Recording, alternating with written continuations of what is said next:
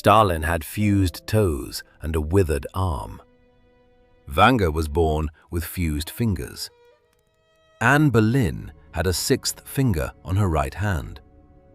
You can call it coincidence, but one man decided not to call it anything until he checked. What he found is still being discussed in peer-reviewed journals. His name was Ian Stevenson, professor of psychiatry, University of Virginia School of Medicine. Not a mystic, not a podcaster, not the author of an airport paperback. A man with an academic title, research grants, and colleagues who quietly despised him for what he spent his career doing. For 40 years, he traveled across Asia, Africa, Europe, and North America with one question. Why does a birthmark on a living child sometimes match, in shape and location, the fatal wound on a dead person that child claims to remember being? By the time he died in 2007, his database contained more than 2,200 documented cases. The university did not shut down his division. The funding did not stop. The Division of Perceptual Studies exists to this day, and the database is still growing. To understand why this matters, you need to go back a little, back to how humanity has always treated marks on skin. The history is long, bloody, and very telling. In ancient Babylon, Persia, and Mesopotamia, an infant born with a birthmark or a physical defect could simply be killed. Not out of cruelty, out of fear. The mother who gave birth to such a child was sent away by her husband. In the Middle Ages, people with visible marks were called children of Satan. During the Salem witch trials of 1692, a mole on the body was called the devil's mark, and that alone was enough to hang a person. The same mole, the same body. But if an inquisitor is looking, it is the mark of Satan. If a Buddhist monk is looking, it is the sign of a reincarnated teacher, the kind used to identify a new Dalai Lama. Depends entirely on who is looking, and with what question in mind. The question, by the way, was always the same. What does it mean? Not where does it come from in medical terms. What does it mean? Because nobody, not in Babylon, not in medieval Europe, not in a Buddhist monastery, doubted that a mark on skin meant something. That is the interesting part.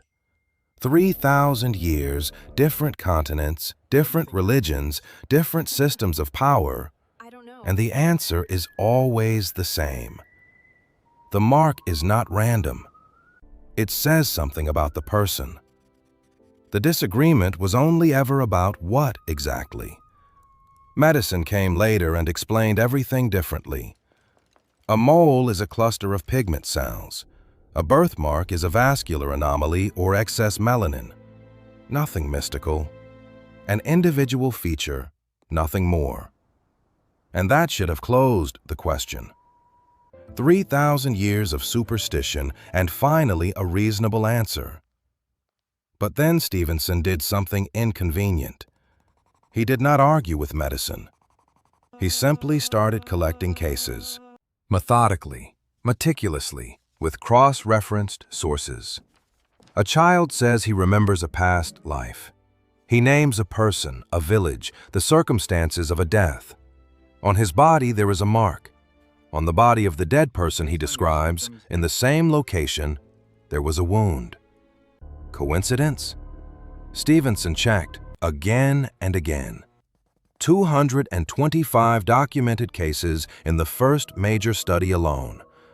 The 2-volume work published in 1997 is dedicated entirely to the connection between birthmarks, congenital defects, and claims of past lives. The Journal of Scientific Exploration and the Journal of Nervous and Mental Disease both published his work. These are not tabloids. These are peer-reviewed academic publications. His colleagues reacted predictably. Some pretended he did not exist. Others said the methodology was weak, the sample biased, the children were making things up. A few just shrugged. But nobody proposed shutting down the division. And the cases kept coming. From India, where belief in reincarnation is built into the culture as naturally as belief in electricity is built into ours. From Turkey, where a boy with underdeveloped tissue on the right side of his face said he had been shot at close range from the right in a previous life.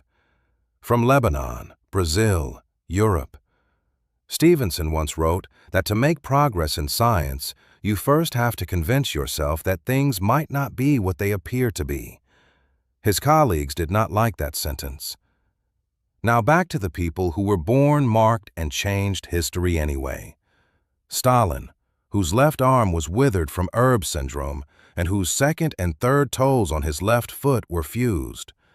By Babylonian standards, he should have been killed at birth. By medieval standards, he was marked. By the standards of his own era, he became what he became. Vanga lost her sight in childhood, fingers fused from birth. Anne Boleyn with the sixth finger on her right hand and an extra mark on her neck that Henry VIII's executioners preferred to call a third nipple. Matrona of Moscow with a birthmark in the shape of a cross on her chest. Gorbachev with the mark on his head that the Russian public named in their own way, and that astrologers wrote into his natal chart and declared the sign of a destroyer. You can laugh at the astrologers, but the fact remains. Gorbachev dismantled a country, and he had a mark on his head. The connection between those two facts is something each person works out for themselves. Psychologists add something useful here. They found that belief in fate spikes sharply in people precisely when something truly important is at stake. Not from ignorance, as a protective mechanism. When the stakes are high, the brain looks for the comfort of predetermination.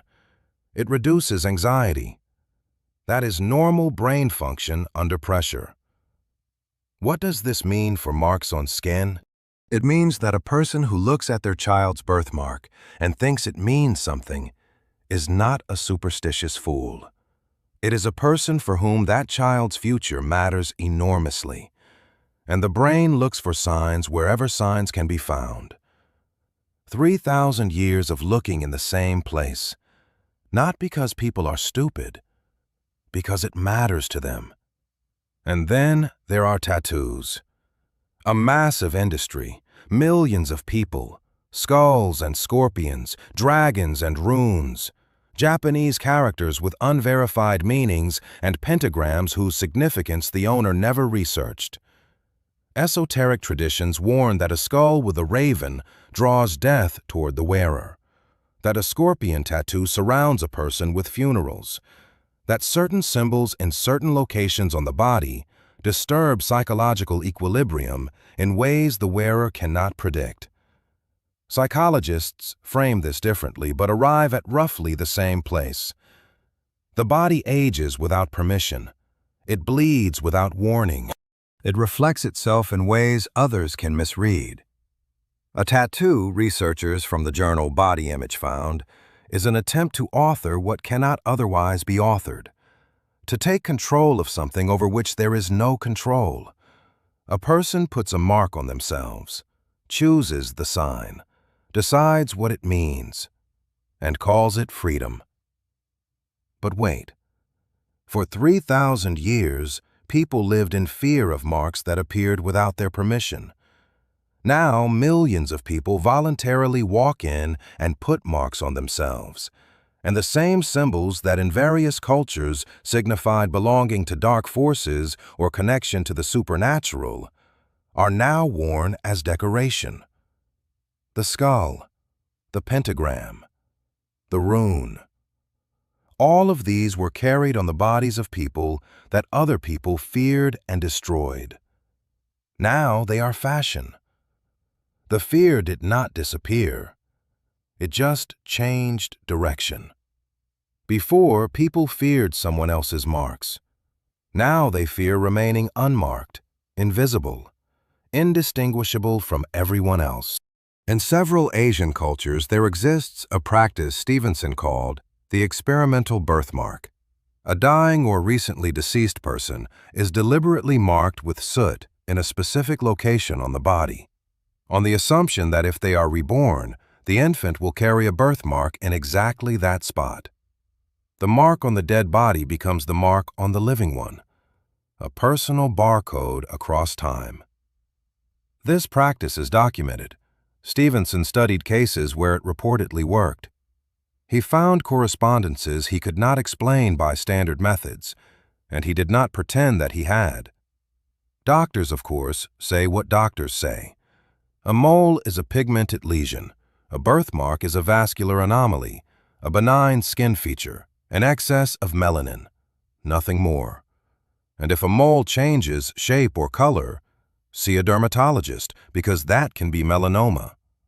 Practical advice, useful, and entirely beside the point of the question people have been asking for 3,000 years. Medicine explained what a birthmark is. It did not explain Stevenson. It simply acted as though he were not there. There is one thing psychologists got exactly right. The thing that does not get said out loud but follows from everything above. People are not afraid of marks. They are afraid that the marks are true. Those are different things. A person who hides a birthmark under clothing does not believe it means nothing.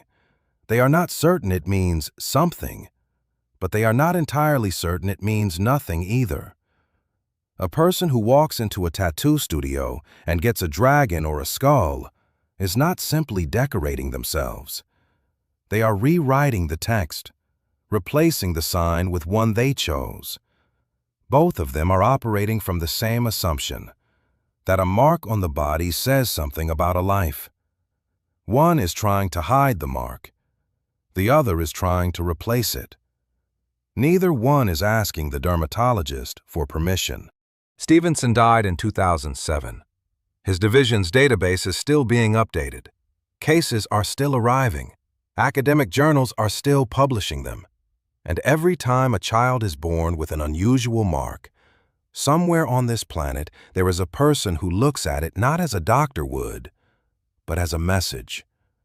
One that needs to be read correctly.